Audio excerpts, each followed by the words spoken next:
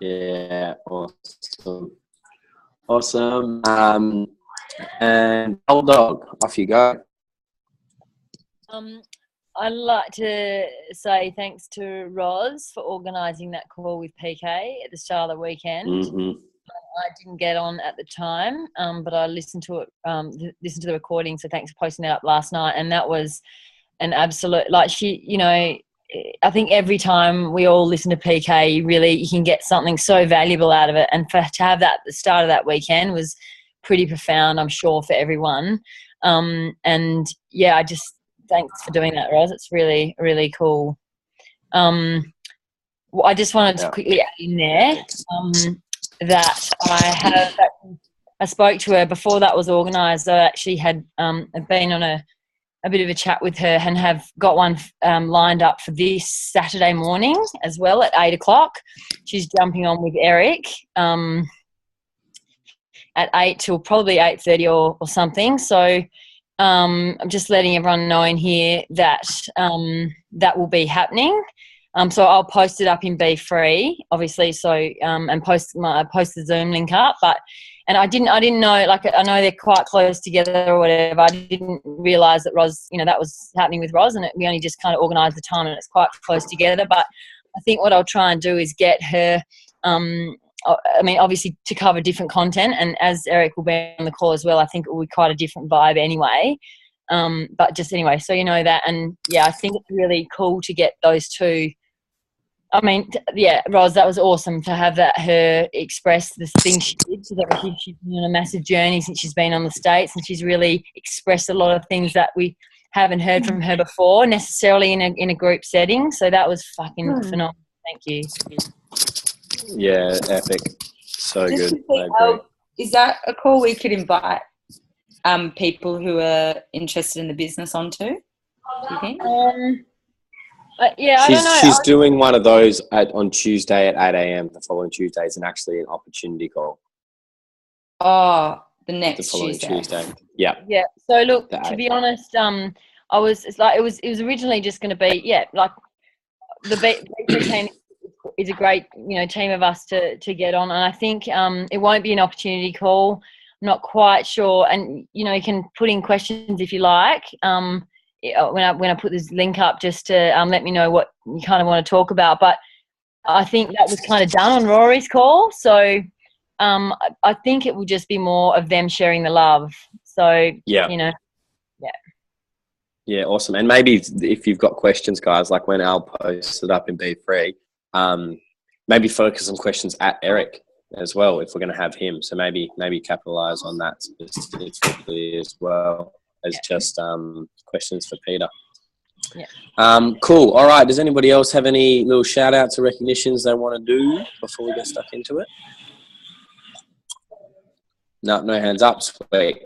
All right. Can I do a quick one? I don't know if I missed it. Sorry, Tal. No, you go. No, go. Yep. Awesome. I'm just doing a shout out to Sarah or you or whoever did free wine on Saturday night. I appreciated that muchly. That. Yeah, he says it was very much appreciated and a nice vibe to feel the love. So thanks, Sarah. Yeah, absolutely. Yeah. No worries. I just did a super quick one. Yeah, go. It was so good to get our crew together, and I know I'm probably biased, but we've got the best humans in our group. It was so, and it was awesome just to have everyone in one place back together. It was cool. Yeah. Awesome. Thanks, Saz. Cool. So if there's nobody else, then we'll get into it. But before I do, another few little shout outs, just echoing to Neil. Thanks, Saz, for organising the Saturday night. It was really, really cool for everybody to come together and have that time, a couple of hours over the weekend. So thanks for your generosity with that. And also a little shout out to Neil for getting on the mic at Celebration and sharing some takeaways. It was cool to see your face up on the big screen, so good job. And now you've got some accountability because you said it to 2,500 people, which is epic. So good job. Thank you. All right, well, let's get into it. I think Rose has already got it recording, so we'll just get everybody to mute up. So the purpose of the poll is to basically do a bit of a celebration, an SKO recap. And so most of the people on here were at SKO. And they've probably gone over their own notes and done their own little recap. So it's more just to go over things generally, but also, I guess, recap and then what we can do to take action on things moving forward. So it serves a bit of a tool for protectors that couldn't put in a to Zoom or ever even come close. The basics of what happened, because there were some really, really good actionable. So what we'll do, because every time to sort of reach out to people, get people to share different segments. So I'm just going to roll through it all. And then at the end, if anybody has any specific takeaways or burning points or nuggets that I miss out, then just jump in and just so we can make it a nice little complete package of a call. So we'll get stuck into it. So the first thing I wanted to touch on was the fact that the event started on the Friday. It started focused on the products, which says a lot about the company, I think. And just the fact that it said a lot more than what it said with that. The fact that at the end of the day, it all comes back to the products and making sure everybody's educated on that. They understand. Is it breaking up for anyone else? Is it breaking up for people? Mm. It's a bit shit. Okay. That might be my connection then. Let me... Tell it was before, but now it's okay for me, if that makes any difference. Okay. Well, I'll just keep going, and then if it gets a bit shit, then just type in the chat. So, yeah, touching on the products, I think I forgot her name, but she was the sexy nerd that did all the product stuff. She was a bombshell. But that aside, I loved what she had to say about it all. I learned a lot. And I think the biggest thing was, and she touched on it a few times, and it's the combination of no compromise quality of the products combined with their dedication to ongoing peer-reviewed. Sarah Richter, yep. No compromise quality with the products, the ingredients, plus their commitment to ongoing peer-reviewed evidence results in safe, transformative products. And I think, and just her posture around it, the science behind Isogenics is something to be extremely proud of. The amount they invest into it, all the peer-reviewed stuff. And because research isn't something the average person understands a lot. And so I think her going through that was really, really helpful. And a few of the main things I took away are, because at the end of the day, impacting health is what we're about. That's what we're trying to do here. And the three things that determine how people buy food is cost, convenience, and taste. So if we're looking to impact the masses, we need to be doing pretty well with those three. And that's from research and cost, convenience, and taste. Couldn't get much more convenient. Tastes amazing, and it costs about $4 a shake. So just the simplicity of that, I think when you're having those bigger conversations to people, again, you might not say those things to people, but if you're speaking to health professionals especially, that was just a really simple way of looking at things. And another few things, I've got some notes here. Just the terminology she touched on as well. I know, especially if you're speaking to health professionals or doctors, the term cleansing doesn't actually have very good connotations when you're speaking to doctors. Or detoxing doesn't have very good connotations because there's so many actually quite not safe things out there. So using the terminology nutritionally supported fasting, because fasting is a word that has really positive connotations. And it's not that nutritional cleansing's in the name, but I've had much better responses from people talking about, does everybody want to mute their lines? I know Beck's just come on and there's another couple of people. Krish, if everybody just mutes the lines, that'd be great. So just the terminology of using, that nutritionally supported fasting rather than cleansing. And what it does, and I spoke to Sarah about this, like what this does is it's making fasting and all these good nutritional habits accessible to the masses. The amount of times I use this word, yeah, exactly, and to enroll, yeah, exactly. So that phrasing is actually really, really powerful. So if you haven't written that down, write that down and start using it. But it's making these things like fasting, and you heard that one of the Isobody finalists, he was a truck driver, no way in hell would he have ever come across fasting in his day-to-day life. And so what this program is doing, it's so genius that it's making these things that are just so beneficial for your long-term health accessible to the masses. So that were my main takeaways from the products. And then obviously we had 2 new products launched. So the delicious new sea salt and caramel Eyes of Delights, which are actually kind of dangerous to have in my house. So I'm not sure what to do there. I'm definitely going to order them, but I'm going to have to come up with some sort of system. Some sort of system there.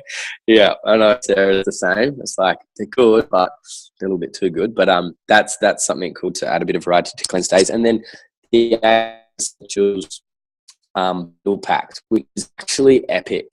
Like, especially for keeping people on maintenance. So first and foremost, convenience, but you can actually tell people by bundling them together in that pack, they're actually saving 10%. So they're saving money as well. So for compliance on people's initial order, that'll go up because it's going to be easier to use.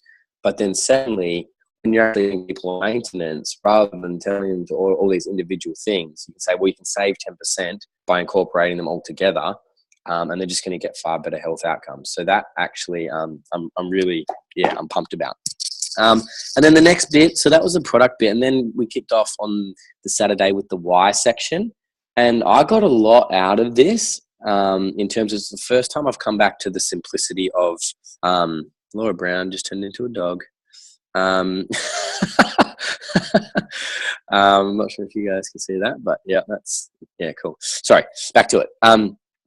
The why, Sammy, I'm not sure if that resonated with a lot of other people. I walked away with that, like the reinforcement of going with that small why initially and just getting clear. It's pretty much like, what do you want right now in your life that you can't currently have because of money? And it's just 3 simple things. And I was like, well, this, and this. And then it's like using that to get you going on the simpler things. Like, I know I've definitely spent a lot of time getting lost in whys and comparing whys and making up whys.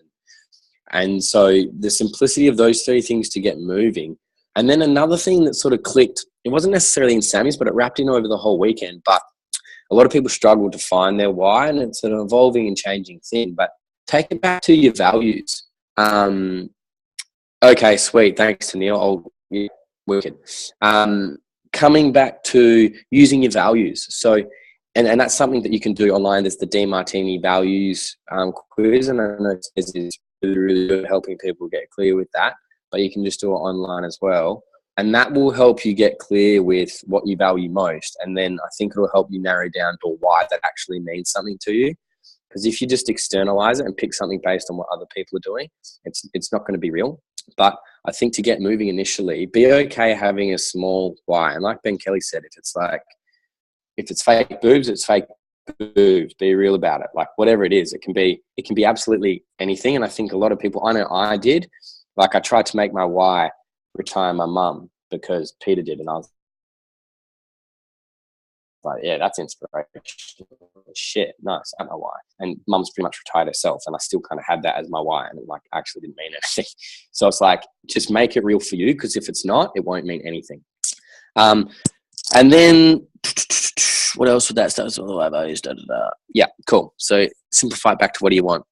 Then Hayden Emily's, hang on a second, I can't read that. Wait, I'm just going to keep going. Is that chat important? Oh, okay, yeah. All right. So getting people started. So I'm going to talk about sort of getting people started and then supporting your people as one thing. Hayden Emily's section on the Saturday was really good, and I took a few key nuggets from that. And again, that was Emily's freaking epic, especially on the Sunday. But getting people started, just their whole philosophy of your follow-up actually kind of starts once they've enrolled. Like, you don't stop following up and enrolling people in the next step once they actually get started. It's big because you kind of know that, but just they led with that as like a fundamental principle, and I think that was really, really important. And then they obviously spoke about the follow-ups, like 80% of people get enrolled after the 5 or 7 follow-up. We've heard that before. But some of the language they used that I hadn't heard before was, and this was from Emily, and she said, "Are you open to my recommendation on how to get started with Isagenix?" That as a statement. So after you've chatted, "Are you open to my recommendation?" I think is a powerful lead in for then you to actually, rather than just say, "I think you should start with the President's Pack," without actually getting permission. I thought it was a really good way to get permission to just offer your recommendation. And then not to overwhelm them. And again, this happens even before they enroll. And I know I've been guilty of it. Just sending too much information or saying too much, because like a confused mind does nothing. If they're picking between 4 different programs and this and that, then they're actually keeping it simple, asking the question, are you open to my recommendations on how to get started? And then the thing that I thought was gold was don't go 7 days without checking it as a general rule across your business. And that could be liking a post. It could be like very simple stuff, and especially that the following up. Following up isn't always a follow-up. It can be it can be taining that relationship in a really annoying way. But not going 7 days, I think that's quite a cool little number to work with. And it's something you can easily schedule. So if you chat to somebody, then write it in your diary, and then within the next week, make sure you're following up with them in some way. Then the next bit, which was like my favorite bit, I had a lot of favorite bits, but this was supporting your people, the 5-star service. Put your hand up if you freaking loved that section and you were there. 5-star service. Yeah, it was epic. Because, and the analogy they used was so spot on. Like if you go to a restaurant and the food's great, but the service is shit, you usually talk about the shit service when you're talking about it to people. Even if the food's epic, you probably won't go back there. And so with Isagenix, we've got the 5-star food. Food's great. And so we just need to be working really hard to provide that service, because that's what's going to, I guess, lead to retention and then duplication. So the 3-step preparation I really liked. And this carries over to what Crystal Wilson spoke about on the start panel. I'll talk about that in a sec. And this we're doing a lot of, and I think I won't spend too much time on it because this is easier learned, I think, from looking at a document than rather talking about it now. So I'll do it up in a Word doc and post that. But Facebook welcome and like a welcome text. So welcome into the group, which we're all doing really well. Orientation call within the first 24 to 48 hours and doing that as a 3-way call. And then the setup call for getting started on your box. So we're doing all of that. One thing he touched on that some guys may or may not be doing, that I think is important. From day 1 to day 7, they do 7 touches in 7 days. So whether that's a text, a call, whatever, 7 touch points in the first 7 days, non-negotiable.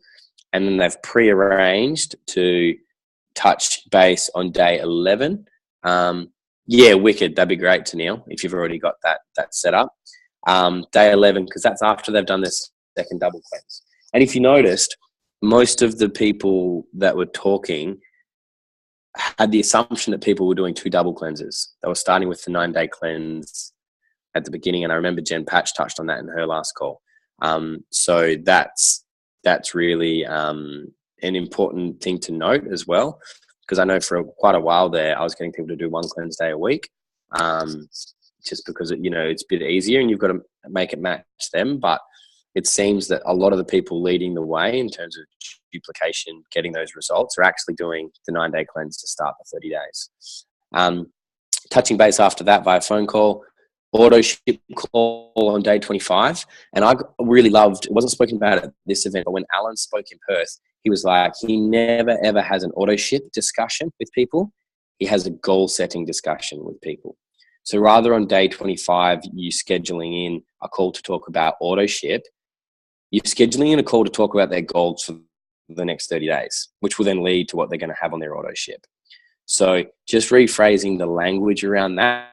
So when they're putting it in their diary, you're actually talking about their goals. And then based on their goals, that's going to be what they talk about with auto ship. And then, so day 30, before and afters. And so that's encouraged to post on their own Facebook, but as a minimum posting in the Facebook group. The real big thing was not to overwhelm. Like, everybody's overwhelmed. You get somebody who half mentions they might be interested in sharing, and then you send them GoPro, you send them Michael Klaus's personal number, isaacjenningsbusiness.com, and the rest of it. And they're like, whoa, nah, a bit heavy. So not overwhelming people. So I loved how they went through what they did with product sharers and business builders really, really simply. So if you didn't take these notes at the event, and if you're listening to this recorded call and you weren't at the event, and you probably didn't, but just quickly, for a product, if they've got somebody who's a product sharer, so they're using products and they're like, yeah, I'm open to sharing. I want to get my products paid for. Then the first step they do is a Facebook post to create curiosity, but they actually send the person that post. So there's a template in the 90-day game plan book, and they'll actually make it specific for that person and send them and say, like, would you be open to posting this? So they've already said they're happy to share, and then the best way to share is through Facebook. So actually send the post, remove as many barriers to doing it as possible. And then once they do that post, I've sort of inserted here what Krista Wilson spoke about on the start panel, but it's so simple. So they do a post. If anybody reaches out to them, there's 3 steps. 1, add them into the Cleanse support page. 2, tag them into a tool in the Cleanse support page, which is Be Well page. And then 3rd, create a 3-way chat with your sponsor and the person who's reached out to you. And they just happen like bam, bam, bam. So you just add them in. Obviously get permission before you add anyone into Be Well. If somebody likes your post, don't just add them in there without them knowing what the hell it is. So get permission, add them in, then tag them in a tool that's specific for them, and then add them into a 3-way chat. So this is for product sharers. So Facebook curiosity post, and then it will go on to either 3-way call, or they might do a launch party if they're open to it, or get them along to an event. Now, another distinction is if people come in and they're like, I want to be a business builder, until they've actually done you +2, them +2, and gotten to an event, they're not a business builder. So you treat them like a product sharer. Because I think, and I know I've definitely done it, and hearing Alan Hilsinger talk about it, we overwhelm potential business builders by giving them too much. So if somebody comes in and says, yeah, I'm a business builder, still run through initially the product sharer steps until you've done that, and then go on and start to layer in other things, because otherwise it can be really overwhelming. So if somebody says they are a business builder, the next step is new associate checklist, and then Isaac Jennings business, then 90-day game plan. So this is all familiar stuff. And then we'll work on leadership development. So all of that, I think, Tennille's got done up in a nice little document. But that was really, really clear. And I know definitely some it just felt easy. The first 30 days and taking people through that and giving that service feels really easy now. And then what I'll also post is, who saw the automated texts that they'd set up and the text shortcut, the fast texting? Did anybody see that and take pictures of that? Yeah. So we'll post those pictures in the group as well. Yeah, I know. Amazing, Laura. Yeah. So that is game changing, just in terms of efficiency and time, because I think you'd be much more inclined to do those little touches along the way if it's easier, and that just saves you so much time, so you're not having to craft a congratulations message every time those little milestones are hit. So that's absolute game changer. So before I touch on, I'm going to get Tennille to talk about, so Tennille, just comment in the chat section. You're talking about Mel Robinson, like the time management, time effectiveness piece and scheduling. Yes, so I just wanted to share a couple of my takeaways, because I got your message wicked 1 minute before the call, so I apologize. No. So that's all good. I'm not a massive note taker at events. Yep. I don't know why. I sit and absorb, so I don't have all the notes to read through like you, but this was probably one of my biggest takeaways from the event, because now that I'm doing this full time and I've got full time hours to be able to put into it, like I want to do 10 hours a day, but and for the past 3 weeks I've been saying that I'm doing 10 hours a day, but am I actually doing 10 hours a day? So it was really good to actually sit down with my diary today and block out, when do I need to take the kids to childcare? When do I need to pick them up, do dinners, bath, etc.? What's happening during those times? And actually making sure, unless it's for a phone call, I've spent an hour solely focusing on adding new contacts or connecting with new people I've added or following up. And I find that following up takes a whole heap longer than just starting a new conversation, obviously. So just making sure I'm blocking and allowing time for that. But I can sit here today and know that I have actually done 10 hours worth of consistent work today, and I didn't get distracted by an hour and a half all up total of just incidental Facebook scrolling, which in the past I would have said, oh yeah, I've worked all day. But it's so easy to go through, and if you want to go through and scroll on Facebook, then make it intentional. Set it half an hour that you're going to go through. You're going to pour love into people, and that you're going to like their comments, and make it intentional Facebook scrolling for your business, but block that time so you're doing that. So, and I had to pick myself up because it's just a habit to scroll. But I found that, to actually, found it really, really useful to, I'm all in, and that was probably my biggest takeaway. So I'm all in. I need to do what it takes. So I had that hard conversation with Lucas tonight that I'm not going to bed with you at 9 o'clock. I'm working to get those extra hours until 11 to make sure I've done 10 hours today. So that was probably one of my biggest takeaways, is just to make sure that if I'm saying I'm doing this full time, that it's not full time, but it's all in. That was probably my biggest thing. I hope that helps, Tal. You can add all your notes into that, but I don't know. I just realised how much time I was actually wasting. Yeah, just getting real with it and just saying, full time. And then when you actually check back in, it's like, well, no, I wasn't actually. And I think that was the biggest thing. And that was the first sort of bit of notes I had for time management. Thanks for that, Neil. The mindset of, she broke it down into three. You're one of three things. You're either part-time, you're full-time, or you're all in. And I think definitely a lot of people say they're all in and their actions would suggest otherwise. And when what you're saying and what you're doing, awesome, Joni. When what you're saying and what you're doing don't match up, it creates tension and anxiousness. And so there's this big, I'm all in, and then the actions aren't supporting it. And I think that's what throws most people off. So being real with where you're actually at and then setting up your schedule accordingly is super powerful. And so how she looked at part-time was really, she said, no sort of scheduled time. You're kind of like a product sharer. And the way I took that was part-timers are reactive. So if somebody mentions a tool, somebody comes to them, they'll do it. But they're kind of like no scheduled learning time, no scheduled time, and they're more reactive. Full-timers, they might not be doing full-time hours. It's more full-time attitudes. They've got schedule out time. It might only be 15 hours a week, but it's a full-time attitude. So your blocked time, 80% income producing activity. And again, it's proactive. So part-timers are reactive and they're just doing it. It's all in mindset, exactly. Reactive, full-timers are proactive. So they're scheduled blocked time. They're showing up at the events. They're doing those things. And all in mindset is you live and breathe it.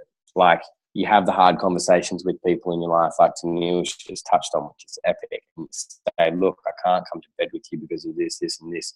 And you enroll the people in your life because you're going to have to make sacrifices like that.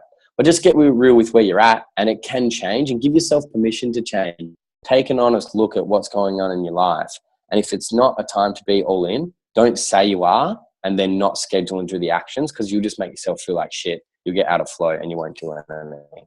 So I know for me personally, I'm about to move house and do a bunch of things. So for the next couple of weeks, I'm not approaching it with an all-in mindset. I'm going to be full-time, scheduled time, proactive, doing the things. And just for me to be able to get real with that was super powerful. So I hope everybody can do the same. And she spoke about the power of part-time. This is so good because she skyrocketed her business when she was working full-time 4 months, retired from it full-time, and stagnated, wasted time. And there's actually power part-time. You're more relatable, and all you've got to do is, as a genius, in the back of their mind, they're saying, well, you, of course, you can work. And so it keeps more relatable. And it takes a long time. For most people, this is the first time they've been responsible for the rate. So it's a skill to be productive. And until you learn to be productive with the time you have, Joni mentioned this in the chat box earlier, if you can't be productive with 15 hours, what makes you think you're going to be productive with 30? So it's using the time you have, and if you don't have heaps of time, that's okay. But what Mel did when she spoke, she was kind of like called bullshit on people. If people are running a story around time, like lucky for them they've got time, lucky for them they don't have kids, lucky for them, whatever the situation you're saying, lucky for them. I could find you multiple examples of people that have been in the same situation and made it work, because it's not about how much time you've got. Brett and Sammy, 4 kids, pregnant, 2 businesses, working a full-time job, fastest people maxed out of the business center. So it's all around, Joni said, changing your attitude to that and getting real with it, and then getting effective with that time. And I'm going to touch on this, creating your dream schedule. This kind of, Peter touched on this in her call a little bit, and it kind of linked up.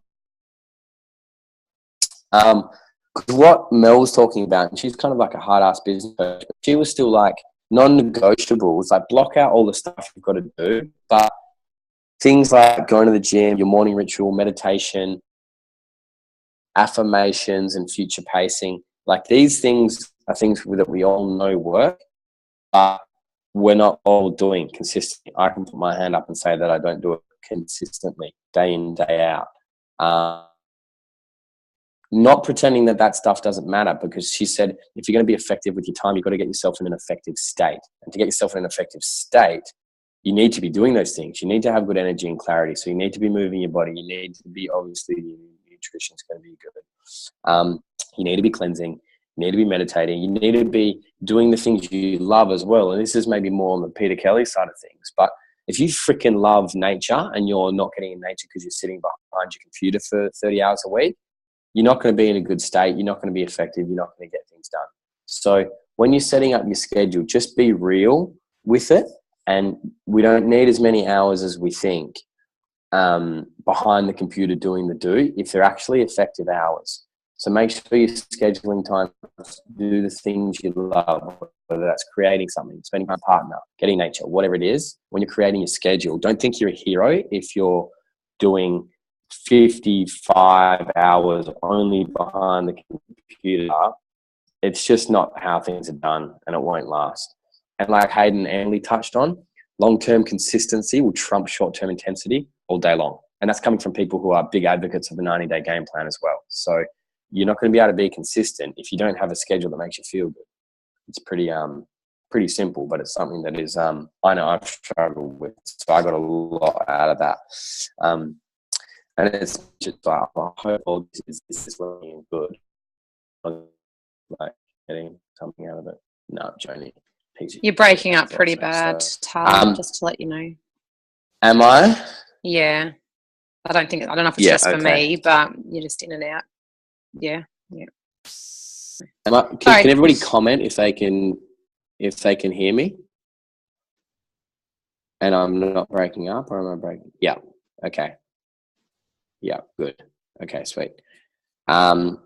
Cool. So the next thing, so that was Mel, time management, time effectiveness. We're just checking the time. Sweet. Another thing that she said, which was epic, was interaction causes action.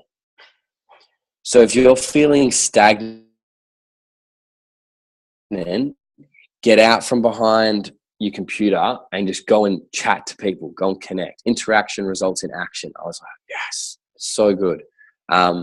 Because those in-person connections you build what you can do with somebody face to face in 5 minutes will take weeks of just purely online chatting.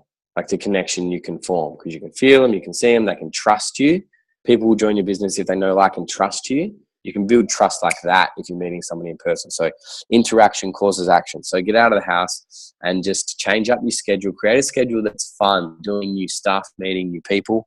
But I really love that little They spoke about international expansion at SKO as well. So talking about not so much, we're obviously launching in the UK next year, but he's touching on the Asian markets, guns focus to expand there and really get that market cranking, because we're only just sort of breaking our way into the market. But they really just touched on, like, build locally, grow globally. Like, don't jump on a plane and go to Singapore and start running on meetings when you don't know anyone there. So just start reaching out to people in your community that you know are either from those places or that sort of jumped out to me was, I forgot the guy's name, but the guy from Singapore, he said English is actually their first language. So they speak Malay, I think, as well. This is their first language. And he's like, they're actually, people in Singapore are really receptive to, he's like, it's easy to reach out to people.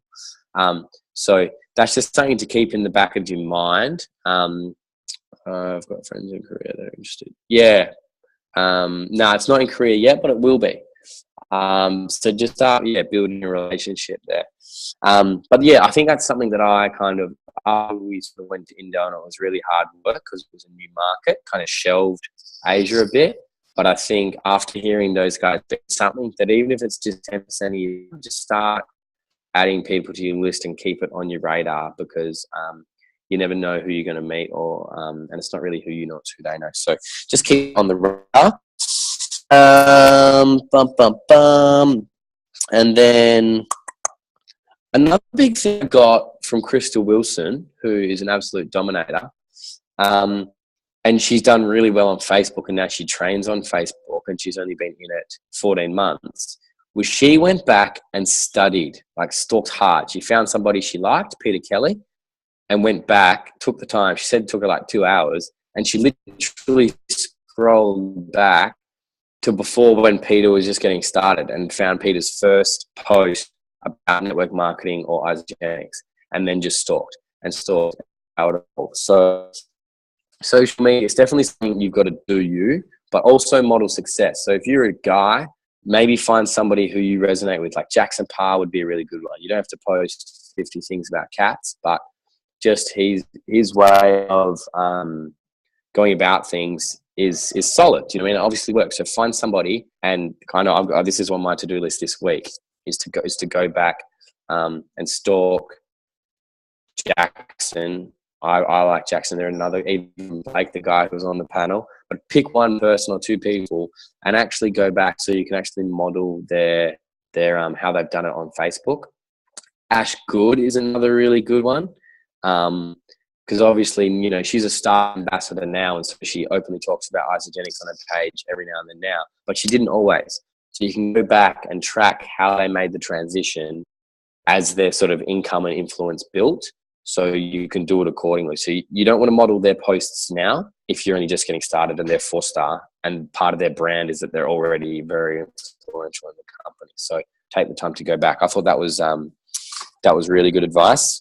And then my other main takeaway from it was just reinforcing the importance of events. Like, getting people to these events it's everything. It's what's going to build your business. It's what's going to stabilize your business. It's what's going to grow your business. And so coming to that, like, I think the importance of small local events in the meantime. But really, over the next month in November, I can't remember who I was speaking to, I think Caitlin Walker, and she was saying her focus for all of November is actually building towards celebration. Because come December, everybody's going to be moving, Christmas getting hectic, wanting to have a conversation. Then by the time they wrap around mid-Jan, you're only 1.5 months, 2 months away from the event. So to get leave and all those sorts of things. So really start planting seeds and making that a bit of a focus for your current team, for new people that you're talking to. I definitely make that a focus for the next month. And the other event we've got coming up is the opportunity call with Peter Kelly. So that is next Tuesday morning, 8 a.m. Perth time. So that'll be 11 in Melbourne because of daylight savings. So that this week, I would be focusing on following up, because we've got the incentives and promotions, so free shipping and a $25 coupon. But anybody you've got, even if you have product users that are interested in sharing, I'm not sure if it'll be recorded, Joni. Probably.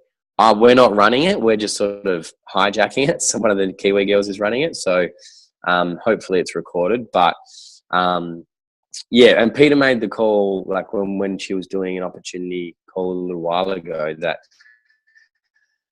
having posture around the kind of people you want to attract, especially for the business, it's like there'll be the people that duck out, if they can duck out of work for half an hour to jump on the call. So really, really promote her, promote what she's done, promote how valuable her time is. She's a millionaire. Her time's worth $500 an hour, and she's giving us an hour. So really, really sell it.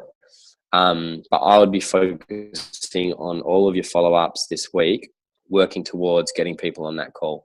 And also circling back and checking in with current product users, check in with where they're at, check in with what's going on, talk about the event, talk about the promotions, and just let them know that call's on. Because the cool thing about Peter is she just resonates so strongly with so many different people. So even you can just send them one of Peter Kelly's say opportunity meeting videos, like the noise versus the voice or anything that she's got, and say, we've got this girl speaking to us for 45 minutes. And really, really leverage that, because I don't think she's going to do the opportunity calls that often. So take advantage of that. And the other thing, now, does anybody want to jump in with any other real key takeaways from the event? Because we're just coming up to 45 minutes now. But if there's anything outrageous, nobody seems to be. Yep, Joni or Lachlan, I didn't see you type that. Yeah, just unmute yourself and fire away. That was me. Just quickly, because I know everyone's probably ready for bed. But just if you're struggling with your why, one of the biggest takeaways for me from SKO was probably because it spoke to my values, but just how amazing this company is when it comes to giving back. And, you know, make a wish. I'm making it, a part of our focus to make sure it's $2 every auto ship, or just something to give back, because it's not just about building the foundations for our freedom lifestyles or whatever your driving thing is, but it's just the amount of people this company is helping. And I lost my shit completely when they put up all the pictures of the kids that, now are able to have their parents at home with them. And, that for me is one of my, to share my why is I want to be able to build a foundation for me to be able to be present with my kids when I choose to have them one day. And just seeing that, it was like this, it's so much bigger than just helping people with their health. Like, this company is a legacy leaving company. It's freaking huge, and the ripple effects are going to be so far from when we're like, it just, that was my biggest thing. It's not about the pills and potions. It's about that. So if you get stuck with your why, think about that, about how many other people you're helping. And I think I got there a little late on the Sunday when everyone was giving out their money, but was it 45,000 in the break, which was 49,000, I think. 49,000 in like 10 minutes. Yeah. That is amazing. Yeah. It's really and they've raised over 5 million all up. Yeah. So it's that's an amazing. I mean, I was coming with my checkbook. I wasn't there, but like I would have. Anyway, also, guys, I'm like, that's what I wanted to say. Yeah, I think sometimes we get so caught up in the small stuff. So maybe just come back out to think of, I think it was Josh, just excited to be able to use his clapperboard and spend time with Batman. Yeah. Fuck, what is actually my issue right now? Yeah, exactly. And it's like, and it does bring it back. And it's like, that's a great example of why the power of getting people to events, because you feel what the company is all about. And you can hear those numbers and it's still impressive, but it's not the same as being in the same room with little Josh sharing his story. Like, and that's why, and it's a big part. And it's such a powerful organization to be aligned with as well. So awesome. Thanks for adding that, Joni. No worries. Awesome, guys. Well, I think we'll wrap up there. We've just please. Can I jump in? Sorry, Tal, or is someone else jumping in? Sorry. Yeah, Sarah. We'll go. Sarah, go first, and then Sunil. Thanks. I just wanted to add in a little additional takeaway from the training with Mac Attack today. I'll put this up. I might take a photo of it and put it up, but this is something they gave all the leaders today, and it was just a really pretty, for all those people that like pretty stuff, but I found it a really good thing to take. So we've seen the big vision, all the stuff Jeremy talked about, like that really hit me. Like, it all gets overwhelming, but what this was like the next 30 days. What are your goals? What do you need? Why is it important? What are the habits you need? What are the actions? What do you need to avoid on one A3 sheet that you could put up above your computer? And I think that's just a really good way for everyone to bring it back to like a really clear 30-day tangible goal to have. So I'll put that up on the page and you can, I don't know if you'll be able to print it off but at least you'll be able to see how it works. And the other really quick thing that I took from the event and Mac really reiterated was, you know how it's all been this like, we're one big team and we're like, yes. And he's also really seen how we went through a phase of getting very templated and very like, it's got to be duplicatable, but he was really big on like, bring your own unique quirkiness and fun and vibe to it. And I know that was a consistent theme with alignment, which I was frothing on, obviously, values, all that. So he just really was like, to all the leaders, he's like, get your little posses and go make it fun and unique and still duplicate, but add you to it. And it was just the strong theme for the day. So just want to add that. Yeah, awesome. Love it. Thanks, Saz. To Neil. Okay, so I've just jotted down a quick few things that were probably some more takeaways apart from the time management kind of stuff. One of the big things that stood out to me was a piece, I can't even remember who did it now, about business builders and who you want to choose to work with. So true business builders should be coming to you. You shouldn't have to follow up true business builders. And I think back to the early days of when I first joined Ria's business. I was going to her 10 times a day asking ridiculous questions, but she never had to chase me there. And true people, and like, there's not a doubt in the way, like there's nothing that would stop me from getting to an event now. She doesn't need to follow me up. Yes, she had to push me to get me to that first one, but there's nothing that would stop me to get to an event now. So if someone's a true business builder, they're going to get to an event. Yeah, love it. The second one was events. I'm echoing back at myself, which is annoying. Says, do you want to mute? Maybe that was causing the echo.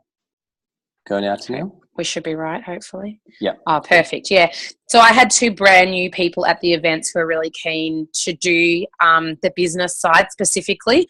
And to get them to an event within 2 weeks has just been a perfect coincidence. But they've both left there a 10 out of 10 today. So I actually sat down and ran them through the new associate checklist B, which I haven't done for a while. So it's going back to the tools. So to run through that, and it was really, really valuable because to find out how much money could change their life, how many hours they're committing to it right from the beginning is really, really interesting. And if there's been people that have been interested in the past, I probably haven't actually dug that deep to find out their why and how many hours they are committed, what their belief levels are. So probably just really reinforcing, and to be duplicatable, actually running through those new associate checklists again, because we sort of end up getting into a thing where we're putting our own spin on it. I know I'm covering everything in new associate checklist A, but when it comes to actually people that change from being product sharers to business builders, going back and going through that and actually finding out what their level of commitment is, how many hours they have, and really nailing them down on what it takes to do the business. Yeah, love it. Love it. Again, because you do miss things and you do it a few times, and then you're like, yeah, I got this. I don't need a checklist. And I'll cover most of it, but it's actually, yeah, the little subtleties are important. Awesome. And that just actually prompted me for one last thing that I'm going to finish up with. That was #FriendsSayYes from Crystal Wilson. So she uses her first 30 days with somebody to become best friends. Because if you're best friends with somebody and you say, hey, I'm going to this cool event, like, do you want to come along? Friends will say yes. And it's like, she's like, once just changing the relationship from a cleanser to a friend, they're more likely to come and share their story for you. They're more likely to do anything. And so just using that as a focus, I thought was really powerful. And if I look at the people who along the way have actually got to events and stuck around, it's like, it is the people that you form that deeper friendship with. And so why not be doing that? Making friends for your future. Yeah, exactly, Joni. Because friends say yes. #. Yeah, so good. So yeah. So who's that? Friends say exactly. It's so good. It's so true though. Like, think back to everybody that's here is here right now because they became really good friends with somebody else that was here. And exactly, Tennille, you do that with 5-star service. So it all links in. Awesome. We're going to wrap it up there, guys, but we like to finish every call with an action. And because this was more of a summary call rather than a skill-specific call, what I think personally is the most important thing right now, and what I'm going to be channeling most of my energy into, is for the next week until the next call, is getting as many people on that call with Peter Kelly on Tuesday morning as possible. So what we're going to do, we'll post up a photo in Be Free, which is like Peter Kelly call and the time. And then what I think we should do is, once you get somebody committed to it, just comment, I've got one person committed, I've got a second person committed, and see how many people we can get committed to that call. Because this is where you really start to see the power and leveraging 45 minutes of time that you don't have to do, but just hustling your ass off, reaching out to people, using all the skills we've learned to get them on that call. So that's going to be the focus for the next week. And then we'll jump on the call for that. Is it possible, or I know that I do get interested people on the call with PK that haven't enrolled yet? Yes. So this call that I'm talking about, so next Tuesday morning, I think that's the 8th, Tuesday morning next week. That is an opportunity call, Cass. So that's perfect for new people. So that's the whole intention. If somebody's new, they're kind of interested, they don't know much about it, get them on the call. And it'll be really powerful for product users that are having a good experience as well. And you'll know, if you know the person's why, or you've made good friends with them, you'll know what will be interesting for them about the call. And so just using that. And this is something on that same thread, if you're having a way of inviting that's working really well, then share that in the group. Like, make it a real big team effort to max out that call. Awesome. All right. I think we're going to wrap it up there. I see some people typing. But we've gone on. Hang on, what was that last one? She'll talk about products as well. Like, she's super passionate about the products. Make sure they know you're going to learn about the Isogenics vision, which is to free people from physical and financial pain. So you're going to talk about the products.